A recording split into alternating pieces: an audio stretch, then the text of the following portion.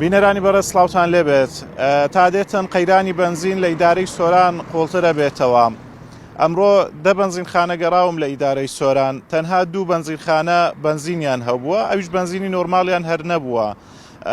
ئەوەی هەیەیان بۆ بنزینی محەسەن بووە و بنزینی سوپەر بووە. بنزینی محەسەن لە نێوان 1450 دینار بۆ 1500 دینار بووە بۆ هەر لترێک، و هەروەها بنزینی سوپەریش نرخەکەی 1600 دینار بووە.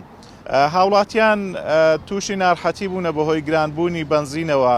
لە کۆی ئەو دە بنزینخانی کە گەڕاوم تەنها دویان بنزینیان هەبووە، ئەوانەی تر زۆرینەیان داخراون بنزینخانەکان، هیچ جۆرە بنزینێکیان لا دەست ناکەوێتن. لە کاتێکدا حکوومەتی وماوە بە سەرچووی هەرێمی کوردستان لە چەند ڕۆژی ڕابردوو چەند بڕیارێکی دەرکرد، لەوانە هەرزانکردنی بنزینی نۆرماڵ بوو بۆ 850 دینار، بەڵام ئەوەی هەیە تەنها قسە بووە لە ڕاگەیاندنەکان بڵاوکراوەتەوە، لە ئەرزی واقعدا هیچ بنزینێک نییە لە ئیدارەی سۆران بنزینی 850 دیناری هەردەست ناکەوێتن.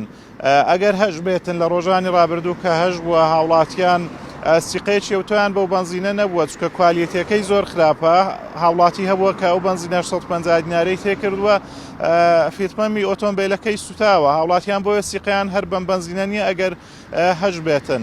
بۆیە بنزین دەستکەوتنی زۆر زەحمەتە لە ئێستادا، و لە بنزینخانەکانی باڵەکایەتیشەوەی کە پرسیارم کردووە لە باڵەکایەتیش بنزینی نۆرماڵ هەردەست ناکەوە، بنزینەکانی تریش دەست ناکەون. ئەوەی هەیە تەنها بنزینی 750 دیناری، ئەویش کە دوانی وەڕۆیان دەست بە دابەشکردنی ئەکرێتن، نۆرەیەکی زۆری ئەوێت، دوو کاتژمێر سێ کاتژمێری ئەوێت تاوەکو هاوڵاتیان نۆرەیان ئەگاتێ. وەک ئەبینن ئەوەی کە ئێستا لە دوای منەوە لە دیمەنەکاندا دیارە، ئەمە نۆرەی بنزینی 750 دیناریە لە ئیدارەی سۆران کە هاوڵاتیان لە بەیانیەوە ئۆتۆمبیلەکانی خۆیان ڕاگرتووە لە نۆرە، تاوەکو ئێستا دەست بە دابەشکردنیان بنزینەش نەکراوە، بەڵام ئەوەی هەیە گرتنی نۆرەی بنزینە کە هاوڵاتیان بۆ ئەوەی بنزینیان دەست بکەوێتن و بتوانن زووتر بنزینیان بگاتێ، هاتوون ئۆتۆمبیلەکانی خۆیان لە نۆرەیان ڕاگرتووە، تاوەکو کاتێک کە دەست بە دابەشکردنی بنزینە ئەکرێتن بتوانن چەند لترێک بنزینیان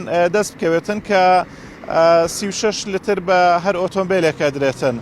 قەیرانەکانی بنزین وەک ئاماژەمان پێدا ڕۆژ دوای ڕۆژ قوڵترە بێتەوە. حکوومەتی ماوە بە سەرچووی هەرێم تاوەکو ئێستا نەیتوانیوە ئەم گرفتە چارەسەر بکات. لە کاتێکدا هەرێمی کوردستان خۆی خاوەنی بەرهەمهێنانی نەوتە، بەڵام ئەبینین کە قەیرانەکانی بنزین ڕۆژ دوای ڕۆژ قوڵترە بنەوەوە. حکوومەتی ماوە بە سەرچووی هەرێم نەیتوانیوە ئەم قەیرانە چارەسەر بکات. وەک ئاماژەمان پێدا لە کۆی دە بنزینخانە تەنها دوو بنزینخانە بنزینیان هەبووە، ئەویش بنزینی محەسەن و سوپەر بووە، و لە تەواوی باڵەکایەتیش لە قەزای چۆمان بنزینخانەکان بنزینیان نییە، تەنها بنزینی 750 دیناری، ئەویش کە لە عەسرەوە دەست بە دابەشکردنی ئەکرێتن. هاوڵاتیان نۆرەیەکی زۆریان گرتووە، بەڵێ ئەمە زانیاریەکان بوون لەسەر بنزین لە ئیدارەی سۆران، نەگەڕێمەوە لایەوە.